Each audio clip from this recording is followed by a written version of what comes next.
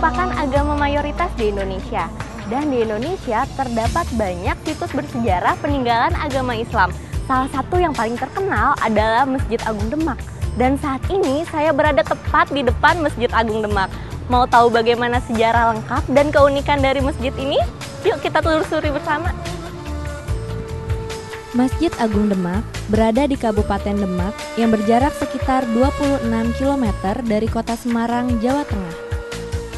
Secara arsitektur, atap Masjid Agung Demak berbentuk 5 piramida bersusun 3.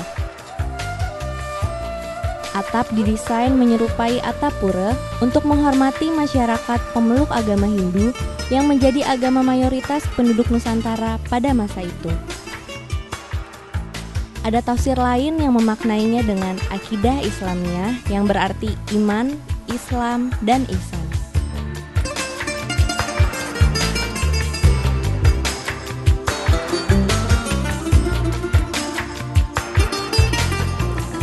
Tiang ini merupakan salah satu dari 4 tiang penyangga utama Masjid Agung Demak. Dan tiang ini merupakan hasil karya dari Sunan Kalijaga.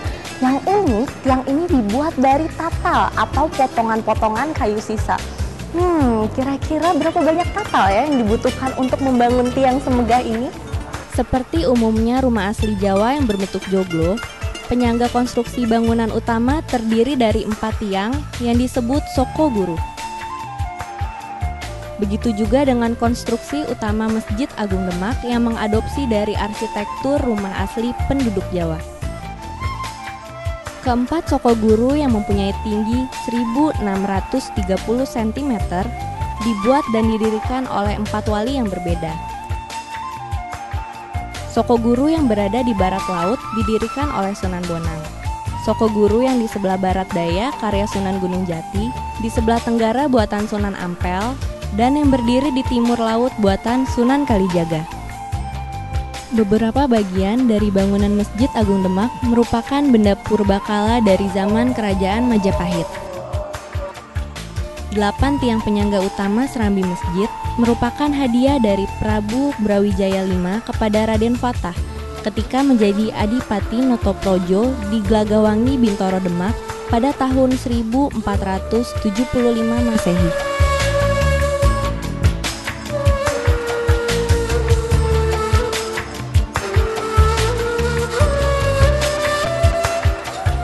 Mimbar untuk khotbah yang diberi nama Dampar Kencono merupakan benda Majapahit pada abad 15 yang dihadiahkan kepada Raden Fatah selaku Sultan pada Kesultanan Demak.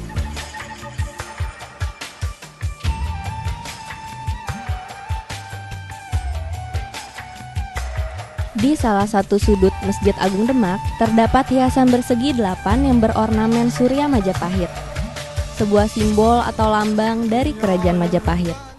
Salah satu bagian dari Masjid Agung Demak yang mempunyai cerita atau legenda unik adalah pintu Bledek. Sebuah pintu yang dipercaya mampu menangkal sambaran petir.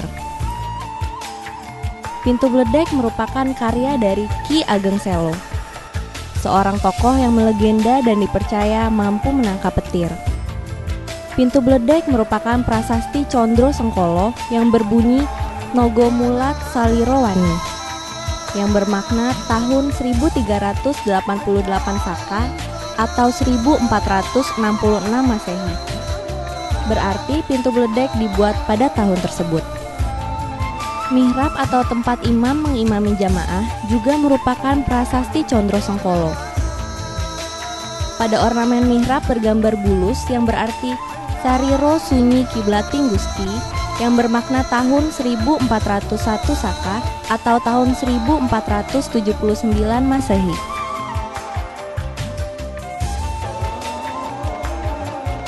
Saya yang memiliki kadar keimanan yang masih tipis merasakan sensasi yang berbeda ketika saya bersujud menjalankan perintahnya. Dan saya merasakan bahwa lokasi menentukan kekusukan kita dalam beribadah. Bagaimana dengan Anda? Setiap tahunnya, Masjid Agung Demak dikunjungi ribuan masyarakat Indonesia, terutama yang beragama Islam. Pada hari-hari besar Islam, pengunjung Masjid Agung Demak melebihi kapasitas daya tampungnya. sehingga pengunjung harus lebih bersabar untuk masuk ke kawasan Masjid Agung Demak.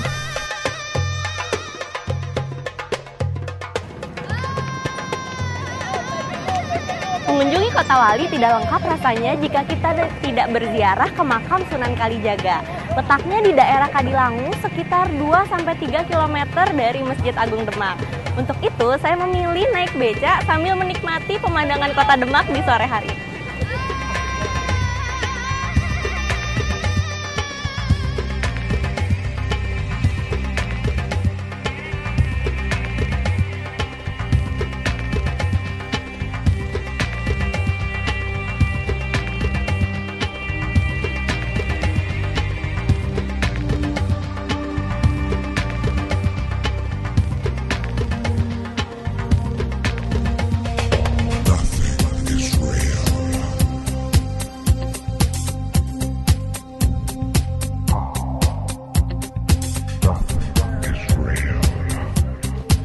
Saat ini saya sudah berada di depan makam Sunan Kalijaga.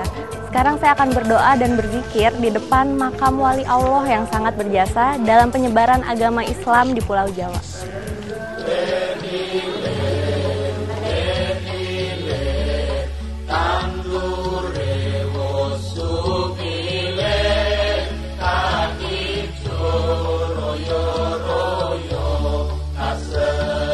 Sunan Kalijaga atau Raden Syahid merupakan salah satu wali songo yang menyebarkan agama Islam di Pulau Jawa.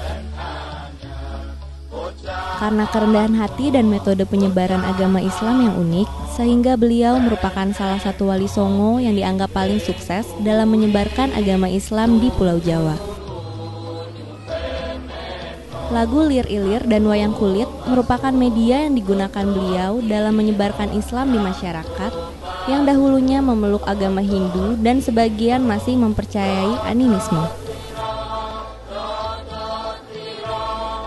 Ribuan peziarah selalu memadati makam Sunan Kalijaga setiap harinya.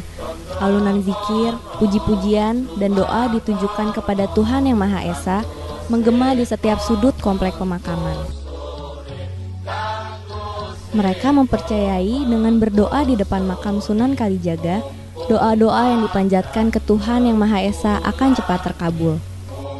Sebagian besar pengunjung merupakan rombongan, baik skala kecil maupun besar. Rombongan biasanya memang sengaja berwisata religi dengan mengunjungi semua makam wali songo yang tersebar di Jawa Barat, Jawa Tengah, dan Jawa Timur.